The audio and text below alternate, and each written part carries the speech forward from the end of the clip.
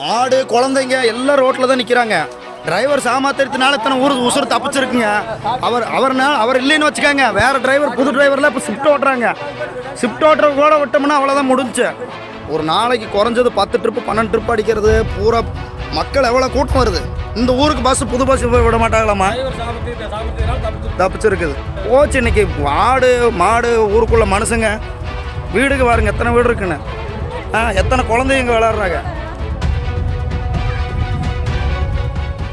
30க்கும் மேற்பட்ட பயணிகளோடு சாலையில் சென்று கொண்டிருந்த அரசு பேருந்து திடீரென சக்கரம் கழன்று ஓடியதால் அலறிய பயணிகள். சாமர்த்தியமாக பேருந்தை நிறுத்தியதால் உயிர் தப்பிய பயணிகள். சக்கரமும் யார் மீதும் மோதிவிடாமல் சாக்கடையில் விழுந்தது. திண்டுக்கல் மாவட்டம் பழனி பேருந்து நிலையத்தில் இருந்து அரசு பேருந்துகளில் பராமரிப்பு குறைபாடா, அச்சத்தில் பயணிகள். இன்னைக்கு ஆடு மாடு அந்த இடத்துல குழந்தை எத்தனை பேர் தெரியுமாங்க? உள்ள பஸ்ஸுக்குள்ள எத்தனை பேருங்க மக்களை. இப்போது அவர் டிரைவர்னால ஏதோ உசுறு தப்பிச்சது பெரிய விஷயம். டிரைவர் சாமாத்திரத்தினால இத்தனை உசுறு தப்பிச்சிருக்குங்க.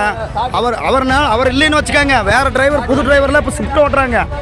ஷிஃப்ட் ஓட்டுற கூட விட்டோம்னா அவ்வளோதான் முடிஞ்சு. திண்டுக்கல் மாவட்டம் பழனி பேருந்து நிலையத்தில் இருந்து காலை வேப்பன் வலசிற்கு செல்லும் நகர பேருந்து 16ஆம் எண் கொண்ட பேருந்து காலை வேப்பன் வலசிற்கு செல்லும் நகர பேருந்து 30க்கும் மேற்பட்ட பயணிகளை ஏற்றிக்கொண்டு வேப்பன் வலசு அருகே சென்று கொண்டிருந்தது. அப்போது பலத்த சப்தம் கேட்க திடீரென பேருந்து கட்டுப்பாட்டை இழந்தவாறு தரிகட்டு ஓட பயணிகள் அலறுகின்றனர். பேருந்தின் முன் இடதுபுற சக்கரம் கழன்று வீடுகளின் அருகே ஓடி பெரிய சாக்கடையில் பாய்ந்து விழுந்தது. தடுமாறி ஓடிய பேருந்தை கவிழ்ந்து விடாமல் அதன் ஓட்டுநர் சாமர்த்தியமாக நிறுத்தினார். உடனடியாக பேருந்தில் இருந்து பயணிகள் கீழே இறங்கி தங்களை பாதுகாத்துக் கொண்டனர். தமிழ்நாடு அரசு போக்குவரத்து கழகத்தின் சார்பாக கடந்த சில நாட்களுக்கு முன்பு நீதிமன்ற உத்தரவின்படி அனைத்து பேருந்துகளும் ஆய்வு செய்யப்பட்டு பேருந்துகள் இயக்கப்பட்டு வந்த நிலையில் பேருந்துகளை முறையாக பராமரித்து சக்கரம் உள்ளிட்டவற்றை ஆய்வு செய்த பிறகு பேருந்தை இயக்க வேண்டும் என மக்கள் கோரிக்கை விடுத்திருக்கிறார்கள்.